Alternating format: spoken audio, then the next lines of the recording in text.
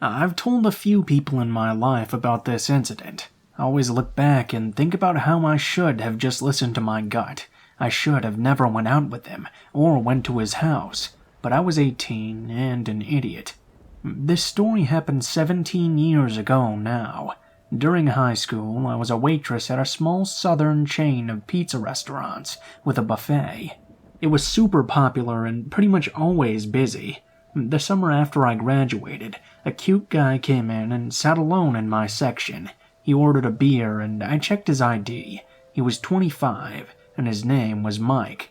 He was average height, had a nice build, and spiky blonde hair that was pretty popular at the time. He had a northern accent I lightly poked fun at, and told me he was coaching soccer at my now previous high school. He came back to the restaurant a few times. I waited on him, and he asked me out eventually. I felt like something was off when Mike insisted on picking me up from my mother's house for the date. I lived in the country and liked to drive myself and meet in town if I ever went on one. That way I could leave whenever I wanted. He absolutely wouldn't let it go, though, and was so pushy about it I felt a bit uncomfortable. He flipped the script and framed it as him being such a gentleman. I was too young to know how a nice guy really treats a lady, but I insisted on meeting him in town. I had a funny feeling, but I didn't know why. Looking back, though, I understand I was feeling anxious, but I didn't have a word for that back then, and brushed it off. I drove myself to meet him at a little Italian hole-in-the-wall. Dinner was nice enough, and we began to talk about books. Mike noticed as I was going on about Jack Kerouac or whatever beatnik book I was reading. Gods, I thought I was cool then. That an older man in the restaurant was staring at me, intently, and wouldn't stop. The older man could have stared a hole right through me. I asked Mike why the man was staring. I didn't have anything remotely provocative on. I had on black dress pants and a long-sleeved blouse with roses embroidered all over. I'll never forget what that blouse looked like. Nothing too crazy, nothing overly made up, nothing special at all. Mike made a point to describe what he believed the man was thinking, and what he probably wanted to do to me. I don't get it, I asked. Men just can't help themselves, he said, and gave me a chilling look. I felt sicker as he began to talk about the book American Psycho, and how all men had vile urges that were only natural. The way he looked at me, and licked his lips as he recited some of the grotesque parts of the book, at the dinner table, was one of the weirdest things I had ever encountered. Well, not as weird as what happened next. "Do you want to come to my apartment and have a glass of wine?" he asked me, after he changed the subject. I said no, I had to get back home, but he kept pushing and pushing and pushing, and eventually I agreed. It sounded sophisticated and fun, and I had never had wine before, so we drove separately back to his house. The next part goes by pretty quickly. We walk in, and there's no decorations or anything on the wall. I just moved in, he says, in this bare-bones apartment that he kept pitch dark. He hands me a glass of wine, and I felt woozy pretty quickly after just a few swallows. He asks me if I need to lay down. I say yes. I felt so sick and strange, and words became hard to say. He laid me down on the bed, started kissing me, and my arms felt like lead. I couldn't pick them up to push him away. He takes off my blouse and throws it on the floor to the left of the bed. The house was dead quiet. "Make like you're asleep," he whispers, as he goes into an adjoining room. I thought that phrase, "make like," was so funny. Not pretend, not act like. I don't know. I think it's one of the reasons I never forgot that. I laid there staring at my blouse. I couldn't move my mouth. I couldn't move my arms. All I could do was focus on those little roses scattered across the black lace on the floor. I had no idea what was happening, as I could hear him rifle through what sounded like a drawer of clinking metal objects. It sounded like the rustling of tools or sharp, thin things for several minutes. I became afraid for my life when I heard him laughing to himself. Something, I don't know what you'd call it, a survival instinct, fear, anxiety, caused me to shoot up straight in the bed. I grabbed my shirt, and without even putting it on, I ran out to my car, which I kept unlocked in those days. I don't know how I drove home 15 minutes away, but somehow I managed it, and got home and cried. I didn't tell my mom about me drinking, or him taking off my top. just that it was creepy, and I'd heard him rummaging through metal objects and knew I had to leave. I never saw or heard from Mike again. A few months later, my mom picks up my little sister from the same high school I went to and mentions my weird date with the soccer coach, the office lady, as she knew her quite well. Before that school year ended, she informed my mother that Mike had gotten fired for lewd emails and possibly sexual relationships with multiple underage girls.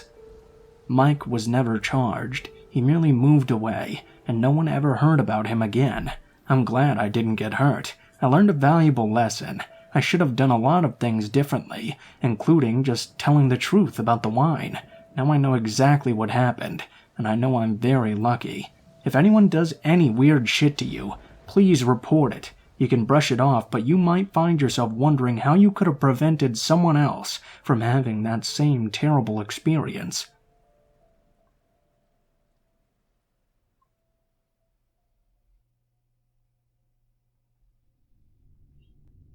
I live in a large city in Canada, where I go to university downtown. I take the land rail train back and forth between home and campus. It's usually a 15-minute walk between the train station and my house, but I need to cut between an apartment building scheduled for demolishment and then a very tiny stretch of trees in order to reach the path that runs beside the tracks. My train station is right next to a recreation facility as well, used for volleyball, basketball, etc. The train is partially underground and partially above ground. I get off at the station directly across from my university. However, it is often quite sketchy, as it is downtown and my city is quite well known for its crime rate. I'm a sciences student, and often find myself in the lab until later in the evening. Because it's winter and further north than most Canadian cities, it gets dark extremely early. I usually call my mom or boyfriend in my walk to the train, as I've had several creepy encounters in the past. One of which I was waiting at the light to cross the street to the train when a homeless man approached me and got really close to my face. At the time, my mom was in my headphones, so she heard him say, "You have really pretty eyes." It was almost comedic when my mom said "run" in the same tone as the song where the beat drops after "run." Luckily for me, there were other students present, and it never escalated after he walked away. I just muttered a quiet thanks and shuffled away from him. Everyone who takes public transit in a large city knows that there's your fair amount of homeless and druggies you just avoid eye contact with and continue on your way. Well, this experience I'm going to tell you about was much more serious and a lot more sinister. One morning, in the dead of winter, I was walking to the train in the very late morning. There were a lot of people walking, so I felt pretty secure and didn't pay too much attention to the man in the long black coat and gray gloves that was walking in the same direction as me after the abandoned apartment buildings. I boarded the train along with another dozen or so people. It wasn't until later that night that I realized I probably should have been paying closer attention. I had a very late lab, so I took the nearly empty train home well after rush hour. It was around 8:30 or 9, so it was dark, and there was a decent amount of snow falling already. I got off the train at my stop. A group of young people with the logo of the university that trains at the nearby rec facility also got off the train and were walking to the building in clumps. I didn't notice the man from that morning immediately, because as I started on the path, I was looking at my phone to dial my mom for the walk. I should have been paying more attention, because I didn't notice him until he stepped directly in front of me to intercept me along the path. I looked up, startled. The man was wearing a long black wool coat, gray mittens, and a gray toque. He looked to be in his late 20s to mid-30s, and had a closely trimmed brown beard, and brown hair stuck out from underneath the toque. He smiled at me, but his blue eyes looked cold despite. I immediately started running through imaginary scenarios of what to do, and took a quick glance over my shoulder to the university athletes, who were now almost to the rec center, and steadily getting further from me. The man and I were nearly alone. "You're very pretty to be out so late. Where are you headed to?"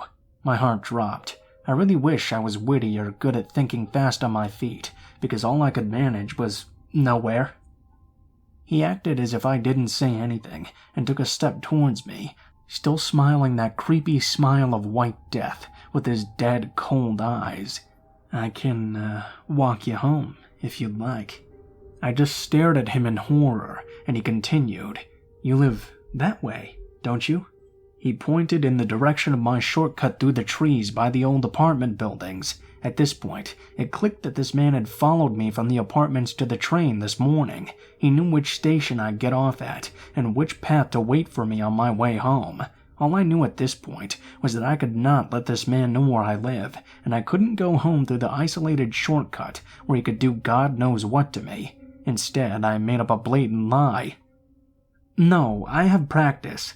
I was hoping my backpack and general university student look would be enough for me to sell it, as I quickly turned away and scurried after the student athletes. As I got to the doors, I turned and looked at the man.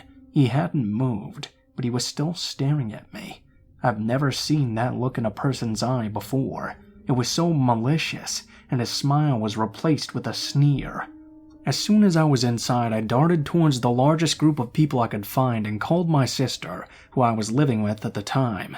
I told her what had happened and asked her to come pick me up. I had a sneaking suspicion that the man would still be waiting for me to attempt to walk home.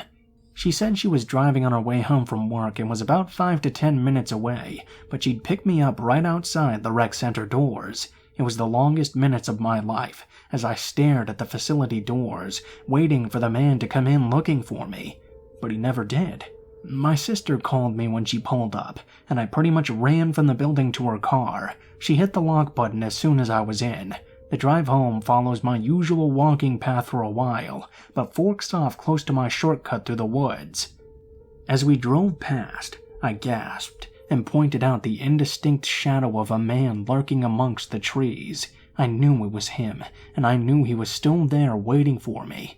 I never saw the man again after that, but now whenever it's dark out and isn't busy hours for commuting, I get off at the next station and walk home from there. As I walk beside a very busy street, even though it's a 5-minute longer walk, it's worth it.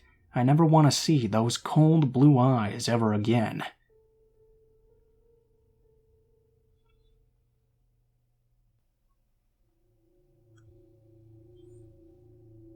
I would like to share my latest experience regarding people you would never want to meet again in your life.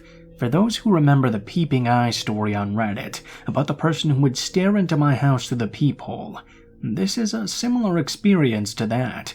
But first things first, I live with my fiancée in an apartment building on the 6th floor, and for the sake of accuracy, I will repeat the layout of my apartment floor.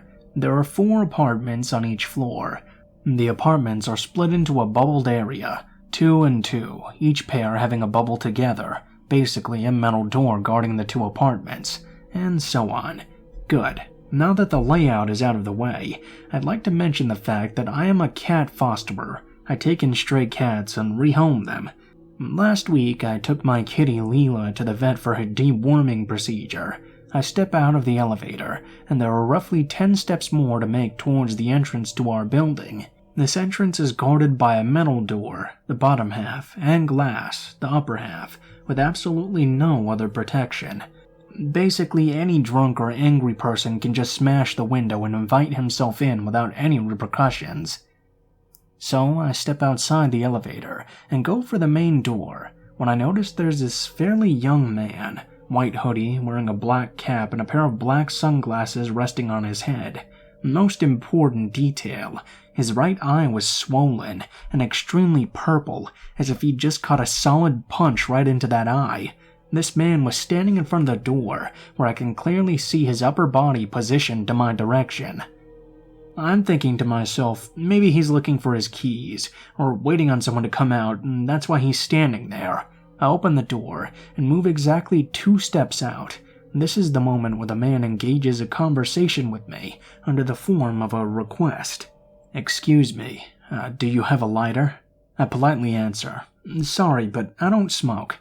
I try moving away with my errands. By the time I get to make another step, though, he's already grabbed the tip of Leela's ear, not hard, not pulling, just playing with it, and gives me an ice-cold stare. "Do you want me to pick up your kitty and smash her into the cement?" I'm shocked but mostly furious because I'm an animal activist and I have absolutely no remorse to punch an abuser in the face. I looked at him and asked him, "What the fuck did you just say to me?" hoping my tone and body language would make him back up, and realized what a fucked up thing he had just said.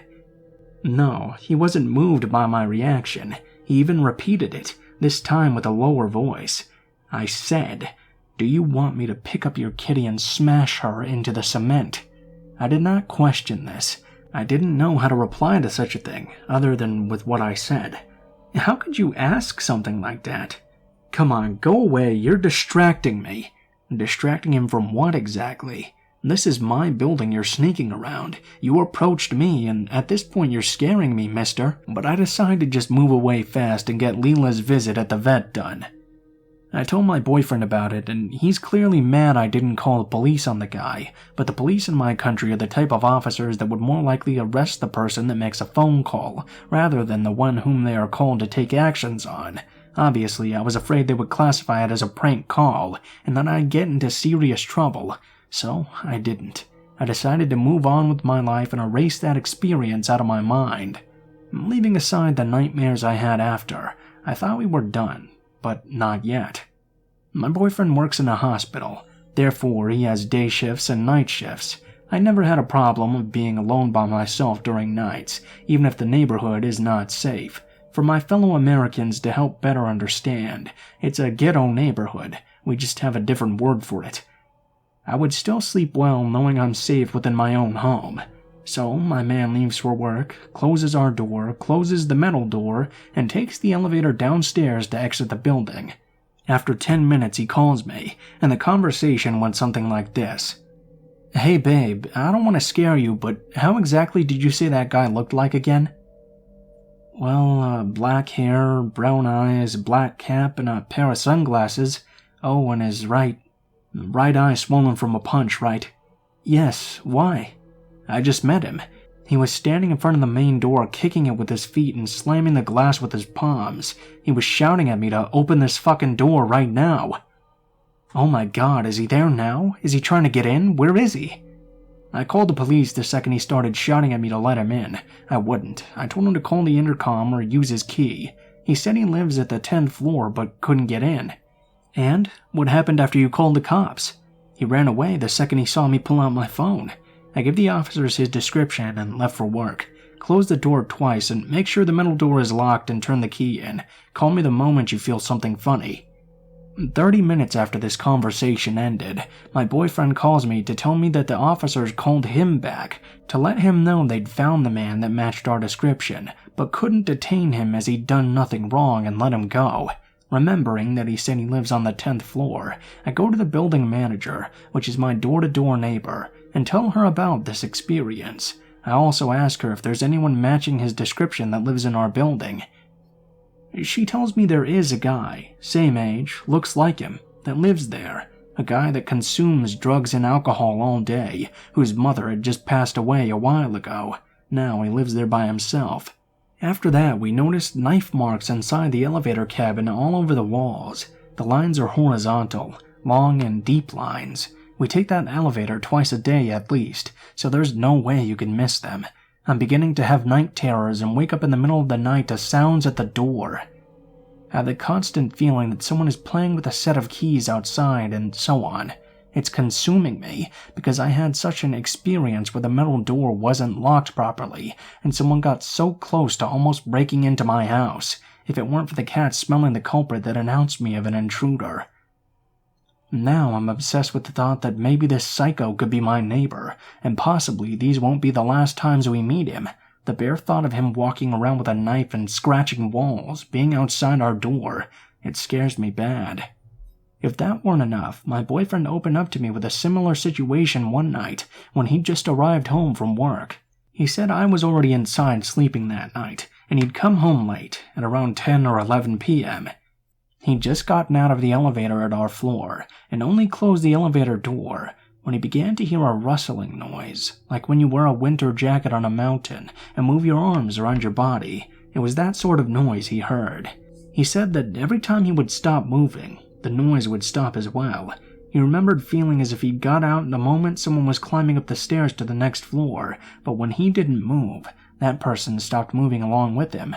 My boyfriend waited and waited, trying to replicate the sound but to no avail. He told me he waited for maybe 10 minutes, until out of nowhere, right from the middle area of the first set of stairs, some guy came coming down, not up as he'd heard the person going, passed by him and went to the lower floors. No words. He couldn't see his face well, and only after my boyfriend waited around 10 minutes for something. Obviously, now I'm scared that someone's stalking us, or scouting the apartments to see who's not home. I assure you, though, my faithful baseball bat from the Peeping Eye story is still with me, and I will not hold back to smash some intruder's head if my home is invaded.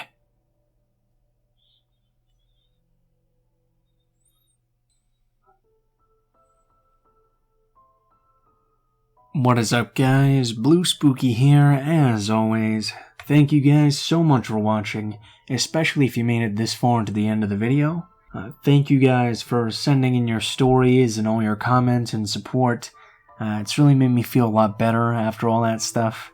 I admit that maybe I panicked a little bit more than I should have because I had 2 strikes, but I think with the videos taken down and everything, that I'll eventually put back up after the strikes are gone.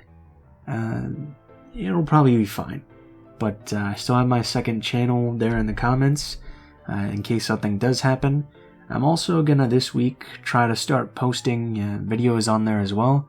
I want to read some stuff that's not as scary type of stuff on there, probably some web novels, and maybe do like some read-overs of like manga and stuff if anybody's interested in that kind of thing.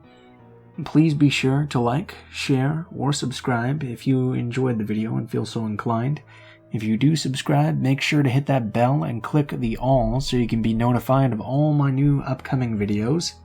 Please be sure to leave any feedback in the comments below if you have anything you'd like to let me know, any ways I can improve or anything. Links to all of my social media will be in the description of the video below. You can send me a message on any of those and I will try to get back to you as soon as possible. But be warned that I don't use Facebook as often as I use Twitter or Gmail. If you decide to send in a story to help me out, please be sure to include what the name of the story is if it has one, how you would like to be credited in the description of the video the story appears in, and the theme of the story if it has any. Please be sure that it's easy to read and has relatively appropriate grammar, but other than that, pretty much I'll accept anything. Huge thanks to my artist friend Alan, who is doing all my art for this channel and the other channel, so be sure to check him out. I think he does commissions and he does a lot of cool horror stuff, so you might be able to get some good things out of him. If you're curious about the music used in this video, it's in the description in the order it appears, as always, with links to the artist, and I think that's about it. So thank you guys so much for watching, and I hope you guys have a great day.